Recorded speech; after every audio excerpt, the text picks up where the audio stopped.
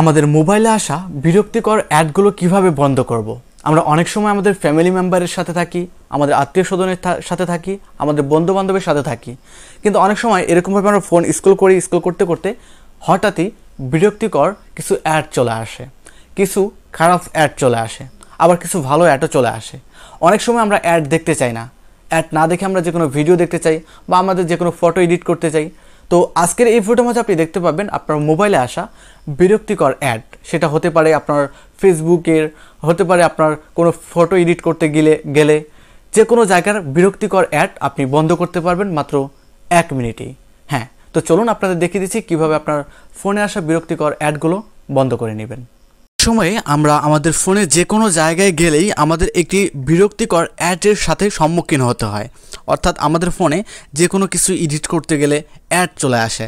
সেই অ্যাডটা 30 সেকেন্ড হোক বা 15 সেকেন্ড হোক, সেটা দেখার পর আমাদের সেই কাজটা কমপ্লিট করতে হয়।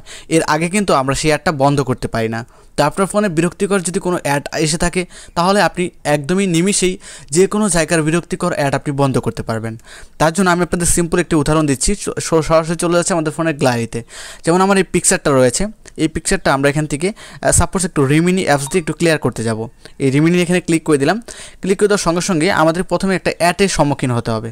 আমি আপনাদের লাইভে প্রমাণ সহ দেখিয়ে দিচ্ছি যে আমাদের বিরক্তিকর অ্যাডগুলো কীভাবে আপনি বন্ধ করবেন। আপনার ফোনে বিরক্তিকর অ্যাডগুলো আপনি কীভাবে নিমিষেই বন্ধ করে নেবেন। তো আমরা এই যে দেখুন, আমাদের মাঝে কিন্তু একটা অ্যাড চলে আসবে। এই যে আমরা যদি এখানে ক্লিক করে দিই, ক্লিক করে দেওয়ার সঙ্গে সঙ্গে আমাদের এখানে একটা অ্যাড চলে আসবে। এই দেখুন, একটা অ্যাড চলে আসছে। এই অ্যাডটা আসবে না, এই অ্যাডগুলো বন্ধ হয়ে যাবে। সেটা কিভাবে আপনাদের দেখিয়ে দিচ্ছি। তো আপনার ফোনের বিরক্তিকর অ্যাডগুলো বন্ধ করার জন্য আপনি সরাসরি চলে যাবেন আপনার ফোনের সেটিংস অপশনে। প্রত্যেকটা ফোনে এই অপশনটা আছে, আপনাদের প্রত্যেকেই কিন্তু এই কাজটা করতে পারবেন। একদমই বিরক্তি হবেনই না। আর এক কথায় বলতে গেলে আপনার বিরক্তিকর কোনো প্রকার কোনো অ্যাড আপনার মাঝে শো করবে না, সেটা ভালো অ্যাড হোক বা খারাপ অ্যাড হোক। তো প্রথমে আপনি আপনার ফোনের সেটিংসে চলে আসার পর একদম উপরে এই সার্চ বার, এই আইকনের উপর ক্লিক করে এখানে সার্চ করবেন, লিখবেন DNS লিখে সার্চ করে দেবেন। সার্চ করে দেওয়ার পর এখানে আপনার যেটা করতে হবে, প্রথমত এখানে লেখা দেখতে পাবেন প্রাইভেট DNS। আপনি সিম্পল এই প্রাইভেট DNS এটার উপর ক্লিক করে দেবেন। ক্লিক করে দেওয়ার পর এরকম ইন্টারফেস চলে আসবে। একদম নিচে আপনি লেখা দেখতে পাবেন 3টা অপশন, একটা হচ্ছে অফ লেখা, একটা হচ্ছে অটো লেখা। আপনাদের অনেকের অফ থাকতে পারে, আবার অনেকের অটো লেখাটার উপর সিলেক্ট থাকতে পারে।